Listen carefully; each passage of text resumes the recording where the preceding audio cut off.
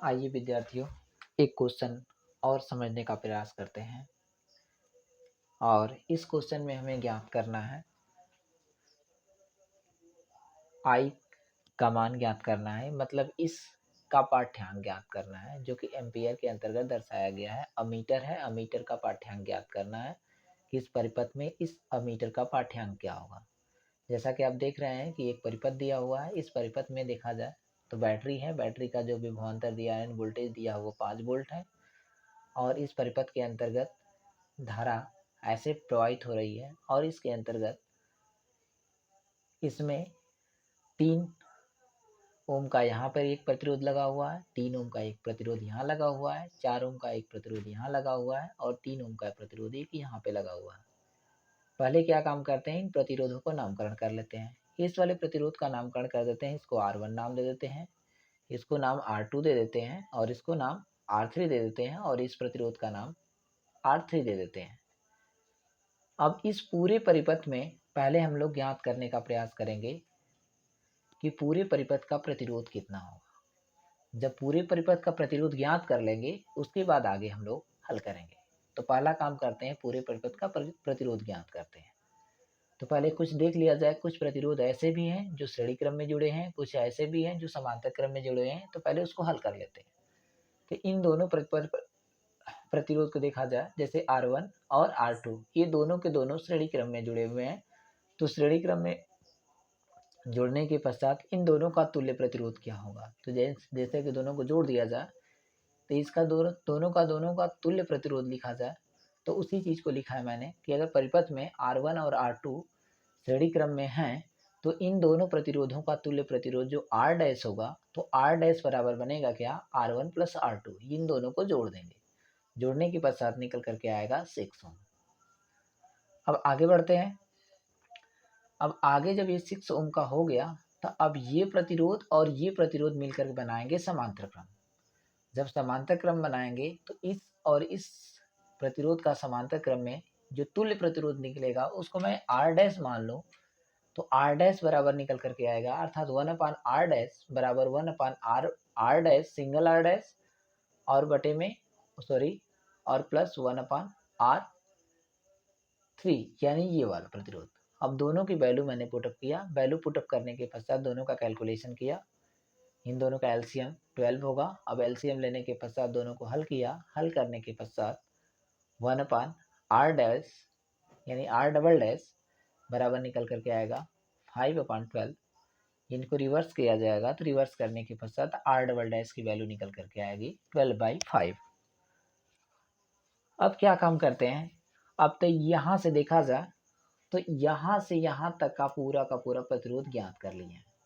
जब यहाँ से यहाँ तक का प्रतिरोध ज्ञात हो चुका है तो अब आगे बढ़ना है कि इस प्रतिरोध को हल कर लिए हैं हम लोग। तो अब ये वाला प्रतिरोध के साथ कैसे जुड़ा हुआ है, तो ये वाले प्रतिरोध के साथ जुड़ेगा तो श्रेणी क्रम में जुड़ेगा। तो जब श्रेणी क्रम में जुड़ेगा तो पूरे परिपथ का तुल्य प्रतिरोध जब निकालेंगे तो ये वाला प्रतिरोध और ये वाला प्रतिरोध, यानी दोनों को जोड़ देंगे तो निकल करके आएगा R बराबर R डबल डैश यानी ये वाली वैल्यू और प्लस R4 यानी ये वैल्यू दोनों को ऐड करेंगे, अर्थात 3 प्लस 12/3 का मतलब है ये R4, इसको आगे पीछे नोट हो चुका है, मतलब R4 की वैल्यू पहले होना चाहिए था और R डबल डैश की वैल्यू यानी इसको इधर होना चाहिए था। दोनों को ऐड करेंगे तो 5 प्लस, तो इसमें मल्टीप्लाई कर देते हैं तो 5 3 जा 15 प्लस 12 एंड 27/5 निकल करके आएगा। यानी R की वैल्यू यानी पूरे परिपथ का जो तुल्य प्रतिरोध होगा वो R5 मतलब 27/5 होगा। अब क्या काम करते हैं, जब पूरे परिपथ का प्रतिरोध निकल चुका है तो पूरे परिपथ में धारा कितनी प्रवाहित हो रही है उसको निकाल लेते हैं। तो ओम के नियम के अनुसार ध्यान से देखा जाए तो V R बराबर V/I। अब इसको इंटरचेंज करेंगे तो I बराबर V/R। यहाँ से I की वैल्यू निकालेंगे तो I बराबर निकल करके आएगा, V की वैल्यू दिया है 5 वोल्ट और R की वैल्यू जब पुटअप करेंगे यहाँ से तो 27/5 था, 5 ऊपर चला जाएगा तो 25/27 आएगा। अब निकालना क्या है मुझे, पूरे परिपथ का जब प्रतिरोध निकल चुका है और पूरे परिपथ का धारा भी निकल चुका है। तो मुझे निकालना है सिर्फ इतने परिपथ के अंतर्गत कितना एम्पियर की धारा प्रवाहित हो रही है, सिर्फ इतने में।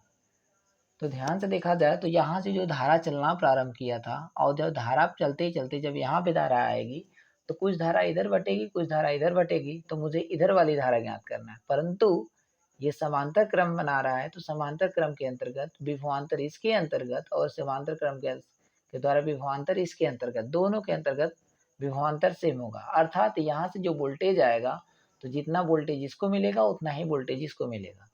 जब दोनों को वोल्टेज से मिलेगा तो पहले क्या काम करते हैं, इतने परिपथ के अंतर्गत विभवांतर ज्ञात कर लेते हैं।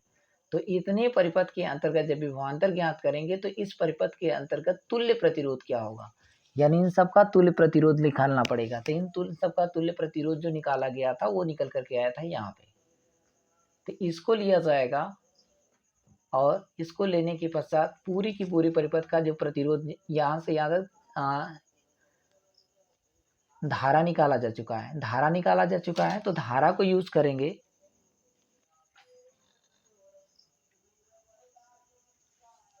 तो धारा की वैल्यू जो निकाले हैं वो निकल कर आया है 25/27 और प्रतिरोध यहाँ से यहाँ तक की जो वैल्यू है 12/5 है। इसको दोनों को सॉल्व करेंगे यहाँ पुटअप करके तो निकल करके आएगा 20/9। अब 20/9 निकल करके आया है। अब यहाँ से यहाँ तक जो वैल्यू है इन सब का पूरे परिपथ यानी इतनी दूर का विभवांतर निकल करके आया है। आज जब विभवांतर निकल चुका है तो जितना वोल्टेज इसमें मिलेगा उतना ही वोल्टेज इसमें मिलेगा। तो हम लोगों को सिर्फ इतने पे वर्क करना है। जब इसमें वर्क करेंगे तब जाकर इसका पाठ्यांक निकलेगा। यानी अब निकालना है मुझे ए का पाठ्यांक।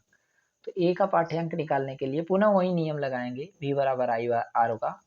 तो I बराबर होता है V बटा में R। V का मतलब है ये वैल्यू और R का मतलब है ये वाला प्रतिरोध, मतलब 3 ओम प्लस 3 ओम अर्थात 6 ओम। तो V की वैल्यू मैंने पुटअप किया 20/9 यानी ये वैल्यू और R की वैल्यू मैंने पुटअप किया 6, यानी दोनों को कैलकुलेट करेंगे तो ये आ जाएगा यहाँ पे, तो हो जाएगा